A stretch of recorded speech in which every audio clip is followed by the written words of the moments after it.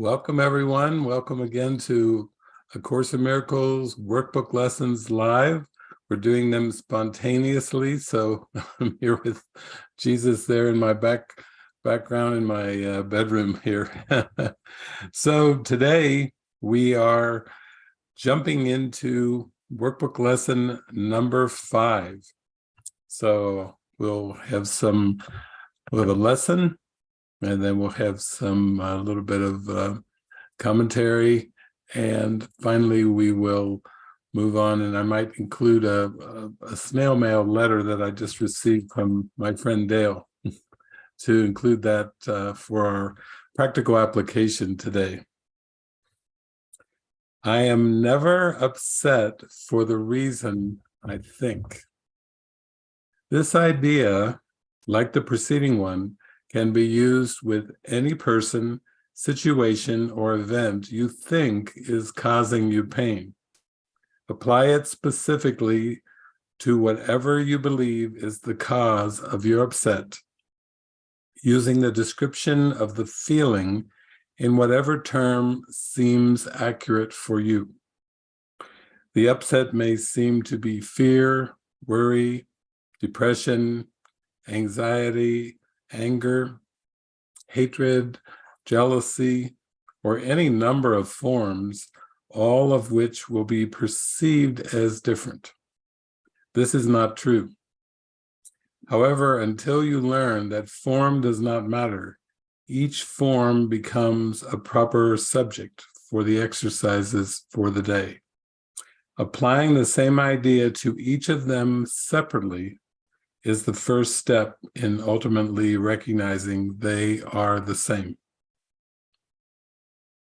When using the idea for today for a specific perceived cause of an upset in any form, use both the name of the form in which you see the upset and the cause which you ascribe to it.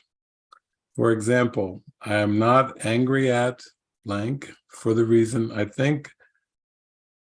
I am not afraid of blank for the reason I think. But again, this should not be substituted for practice periods in which you first search your mind for sources, in quotes, of upset which you believe, and forms of upset which you think result.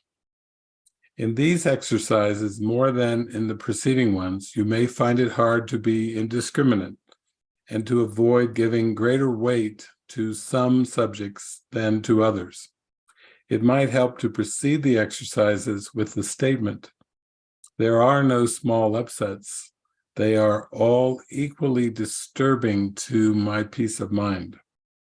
Then examine your mind for whatever is distressing you, regardless of how much or how little you think it is doing so. You may also find yourself less willing to apply today's idea to some perceived sources of upset than to others. If this occurs, think first of this. I cannot keep this form of upset and let the others go. For the purposes of these exercises, then, I will regard them all as the same. Then search your mind for no more than a minute or so, and try to identify a number of forms of upset that are disturbing you, regardless of the relative importance you may give to them. Apply the idea for today to each of them, using the name of both the source of the upset as you perceive it and of the feeling as you experience it. Further examples are, I am not worried about blank for the reason I think. I am not depressed about blank for the reason I think. 3 or 4 times during the day is enough. So, as we really look at the practical application of today's idea, this is teaching us 2 things, that there aren't degrees of upset, and there aren't really different forms of upset. When you are upset in the least bit or in the extreme, it is the same. both irritation, annoyance, a little bit of even fatigue that's bothering you, a little bit of tiredness, is really the same as rage, as intense feelings of shame and guilt, or any type of envy or jealousy, any type of upset whatsoever. We are just beginning the workbook lesson, so we're just on lesson 5, and Jesus is already slowly introducing us to this idea with just 3 or 4 practice periods throughout the day. And that's the idea that all forms of upset are equally disturbing to my peace of mind. And so this is really a good example of mind training, because Jesus is saying, you will be tempted to think that there are some forms of upset that are major and some that are minor, some that you can say, I can just push that away, or I can dismiss it, and others where you feel like you're going to die if you keep feeling the intensity of that feeling. And all that whole range is just an attempt to distract away from the holy instant and distract away from inner peace. So again, you may begin to start to see that this entire world was made up to make up false causes for the upset in the mind, and that is the ego's way of trying to keep the mind upset, either through denial of the emotions, repression of the emotions, pushing them down, pushing them out of awareness, and trying to just get by in some semblance of peace, or to keep the upset by projecting the cause to be external.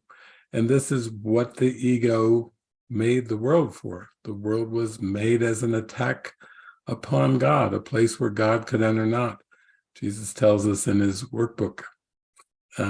Also, he says the world was made in hatred. Okay, well, that's good to know. What was the emotion behind the Big Bang? What was the emotion behind the cosmos? It's anger, it's hatred. And so we're dealing with the undoing of that belief system today as we begin with lesson number 5. I'm never upset for the reason I think. One way that the ego sponsors anger and tries to cover itself, cover the belief in separation from God, is by attempting to convince the sleeping mind that there are cases in which anger is justified. Just like in this world, people would say, well, yeah, it's best to try to follow Jesus and be defenseless in most situations, but then there's always exceptions given. Like, well, you can get defensive in self-defense. If somebody's intruding into your house, then you're justified in defending yourself.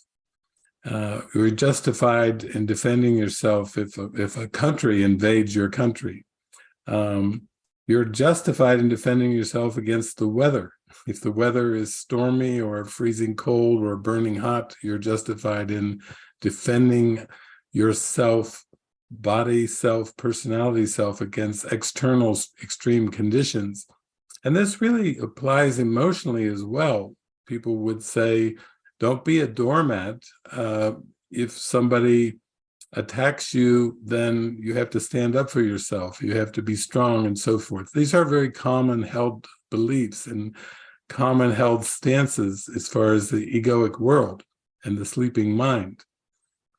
But what Jesus is teaching us, actually, there's in chapter 30, which is right toward the end of the text, there's a section 6 called the justification for forgiveness. And basically, in that section, Jesus will say that Anger is never justified, which is the way he starts off that section. That's the very first sentence in the justification for forgiveness in chapter 30. First sentence in italics. So he's really emphasizing that anger is never justified.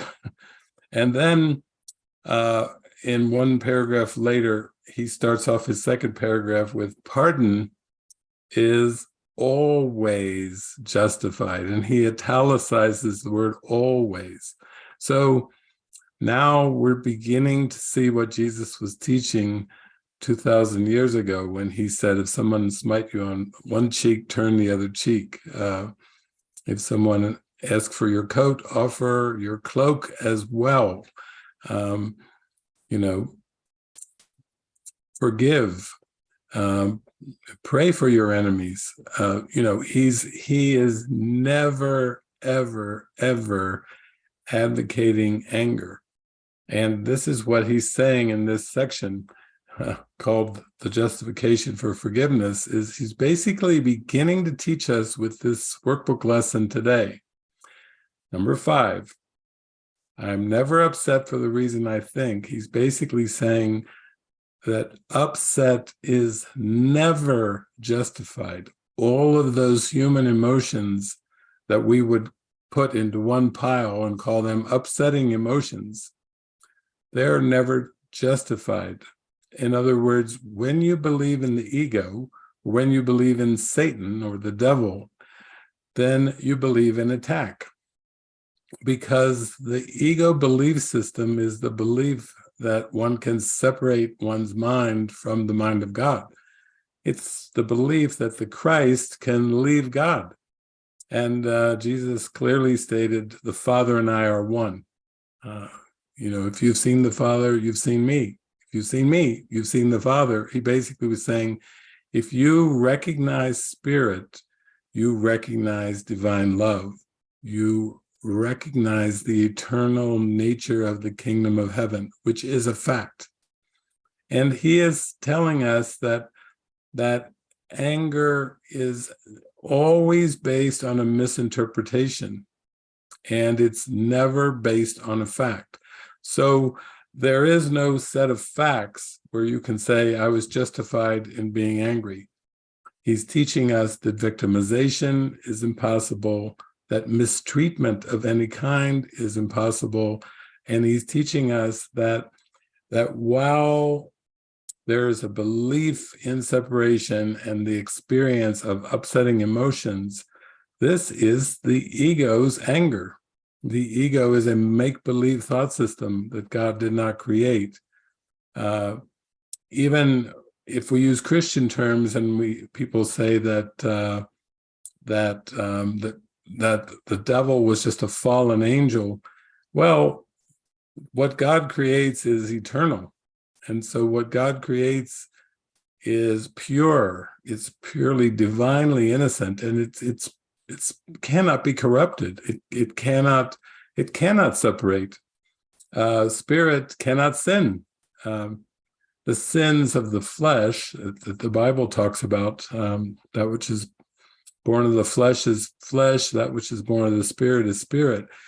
That sin is associated with flesh, and so therefore sin is associated with perception. It's associated with bodies. And when you interpret that one body has done something to another apart from their own will, that is the belief in attack. And what Jesus is really teaching us, he's just beginning here in chapter 30, he's giving it full on, but in workbook lesson number 5, I'm never upset for the reason I think, Jesus is saying, you're just fooling yourself if you believe attack is real.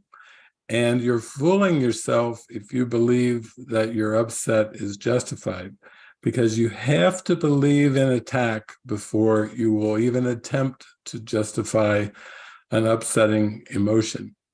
And these, again, can be attack thoughts that relate to the past, or attack thoughts to the future.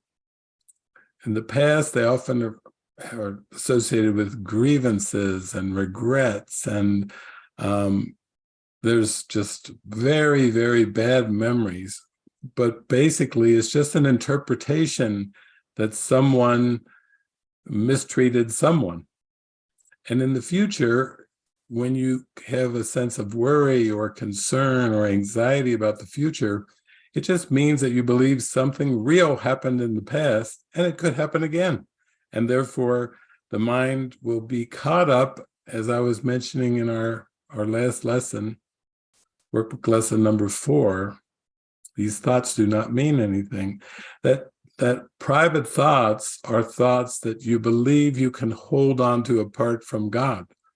God has nothing to do with private thoughts, but if you believe in the past or the future, then this is where the case is made for victimization. In other words, the ego will say, well, you have been victimized in the past, and here are the situations, and here are the circumstances. And the ego may say, oh, yeah, forgive, but never forget. In other words, the ego is going to say, this was done, and it was done wrong. Somebody was wronged, whether it's you or someone else that you value and love, or in the sense that the future could be more of the past. I saw a quote from my friend Alan Cohen, who's an amazing writer and beautiful Course in Miracles teacher, and I think the quote was maybe on Instagram. And the quote was, it wasn't really a quote, it was just a beautiful saying. It was saying, God's idea of grace is bigger than your idea of karma. I like that.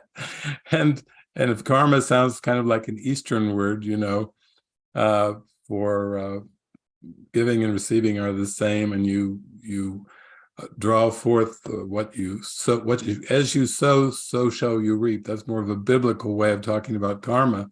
But basically, what he was saying is that God's grace is greater than any idea of mistreatment, of abandonment, of victimization, of attack. No matter what kind of idea of attack that you may come up with, grace of God, the love of God is greater than that belief or that concept.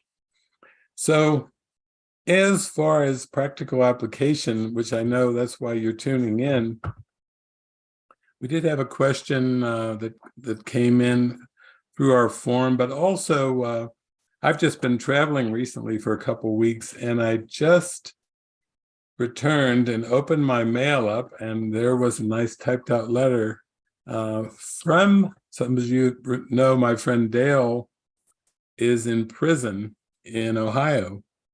And another friend of mine, Kenneth Price, Kenneth, I hope you're watching, Kenneth went to visit Dale in prison because Kenneth is there in Cincinnati, and Dale is up much further north above Cincinnati.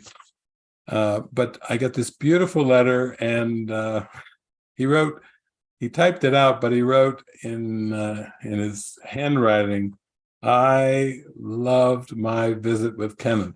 Nothing like being in prison and having someone come up and visit you and talking about healing and sharing miracles. So Dale's been in prison for over 18 years, and he's practicing his forgiveness lessons. And so I thought it was interesting that this morning when I opened up the letter and read the letter, and the workbook lesson of the day was, I am never upset for the reason I think, I just kind of smiled, and I thought, somehow I think this is going to all be used by the Holy Spirit today. This is going to be used by Jesus. So he wrote this, I'd say back, it looks like the 13th of December. This is what he wrote. Hi, buddy. I'm in my thoughts tonight. I had a recent conversation with Jesus Christ, and some deeper emotions were triggered.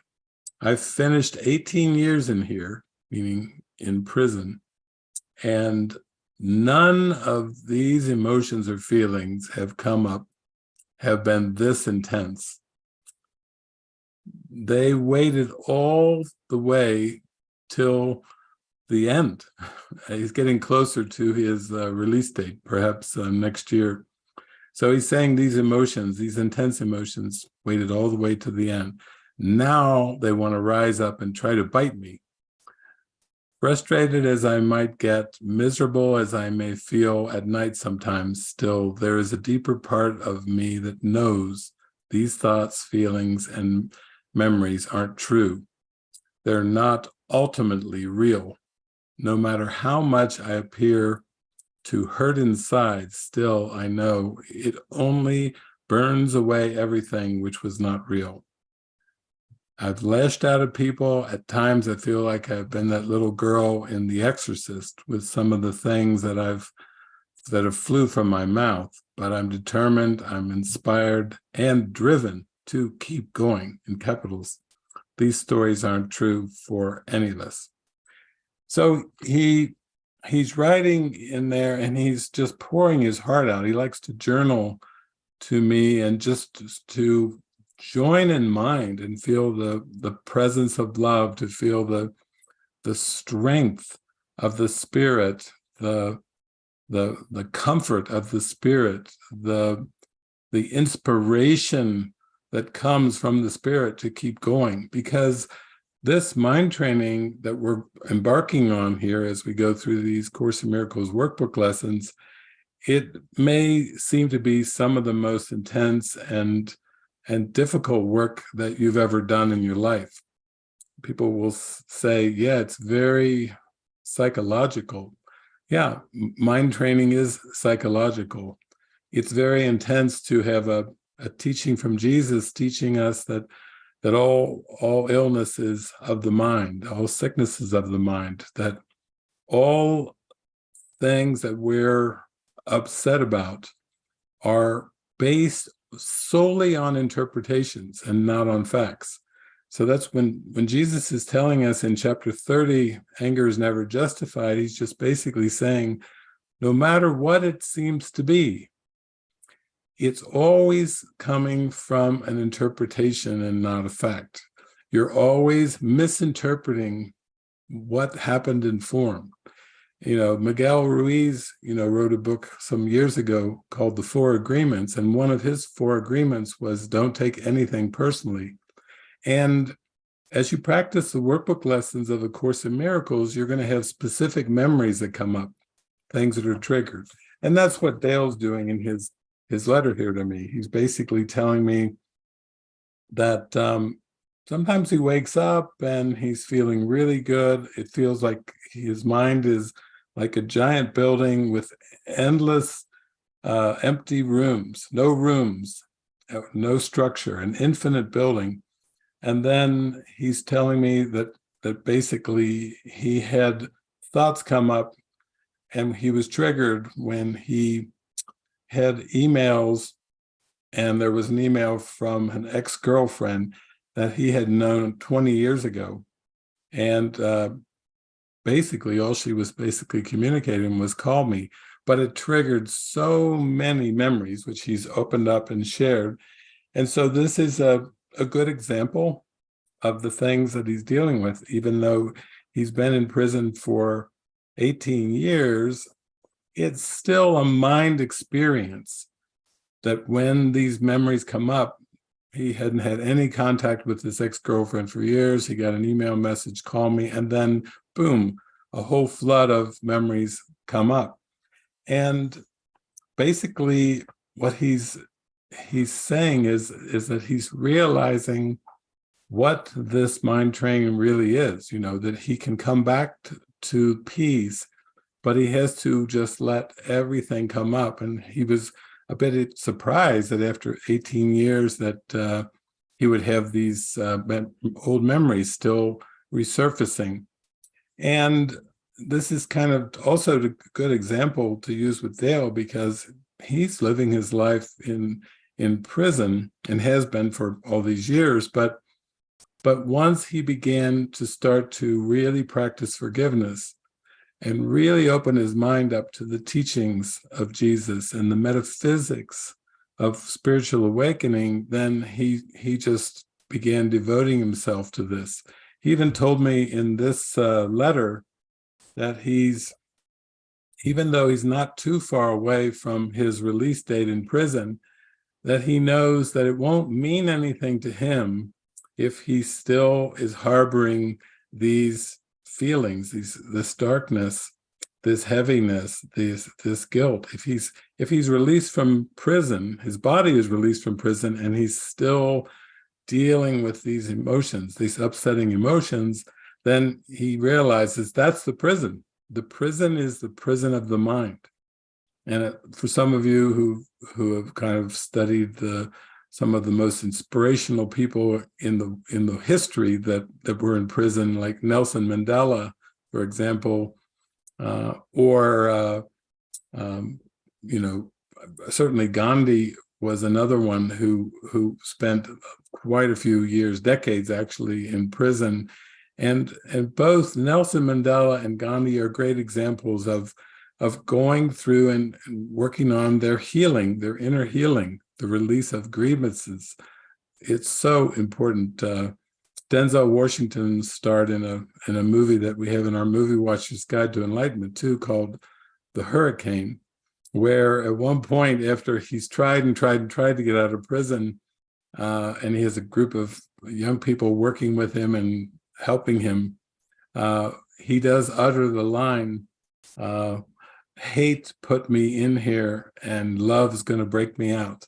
And that's one of my favorite movie lines. It was a boxer, Hurricane Carter. Dale is a boxer who's in prison. Dale actually was a pretty successful, well-known boxer. He fought on the cable channel ESPN, very publicized boxer. So he's now, years later, having been, put into prison for murder, he's come across these beautiful teachings from Jesus, and he's just putting such dedication.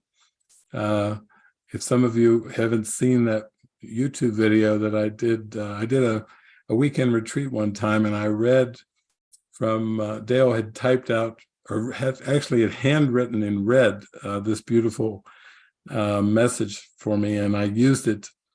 I think the title of the video was Escape to Freedom, but people are still touched by that. And of course, when I shared that online, we also put his mailing address, and people sent him letters, and he received so many correspondences. And a friend of mine, another friend, sent him envelopes and stamps so that he could correspond with him.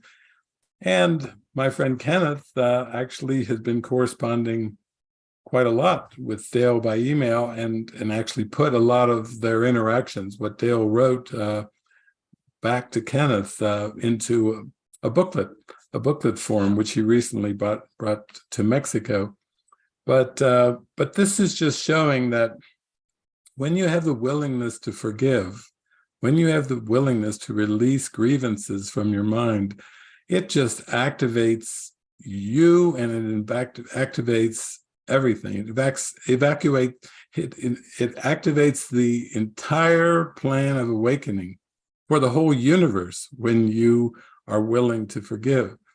And so I've been so inspired by all these different encounters I've had over the years, but this one is really a good application of the teachings.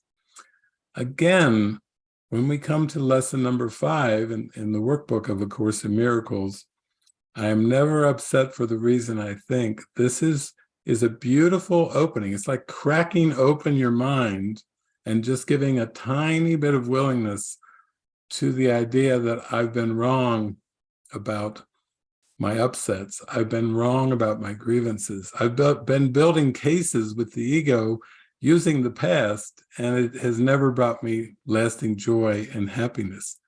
And then once you start to really give your mind over and say, I must have been mistaken about everything. I must have been mistaken about this world. I'm ready for the love of Christ to enter into my heart. I'm ready for the Holy Spirit to lift me up higher and higher and higher, back into the light, lift me toward the kingdom of heaven within. Then that is where we begin to heal. And I just have to thank Dale and Kenneth and all the ones that I've come in contact with. Jeffrey Kosker, he's visited Dale many, many times and corresponded with him and talks with him on the phone. And Dale had a prison ministry going there for quite a while. It even involved bringing movies and using movies as I use them for spiritual awakening in the prison in Chillicothe. Then he was moved, so now it's like a fresh start with a new group of inmates.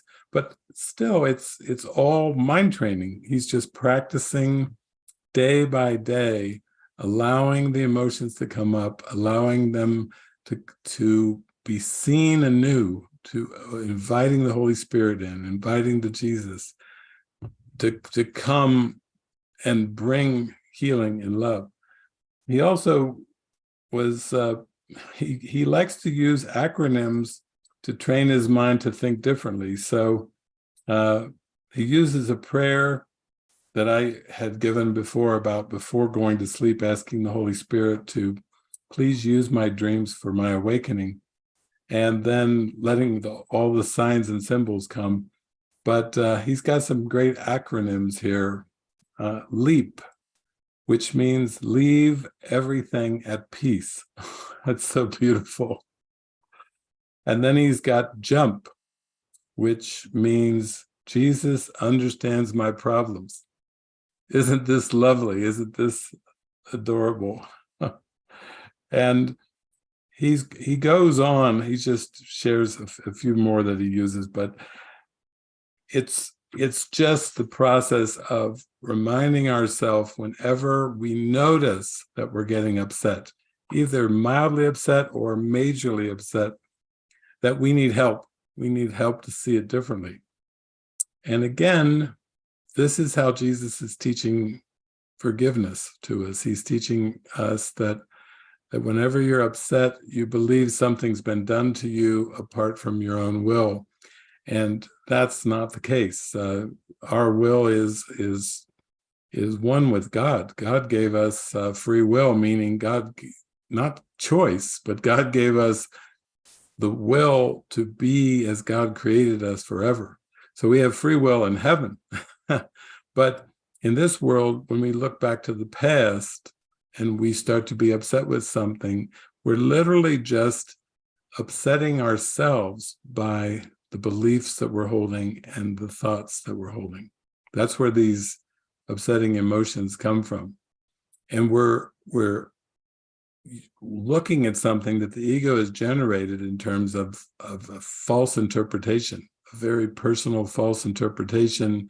And then the Christians will call this like a sense of self-righteousness, and part of that self-righteousness is believing, it's a pride in believing that you're better than someone else, or that you're above someone else in some way. And what Jesus is teaching us is, no, you're really upset about a figment of your imagination that you generated with the ego.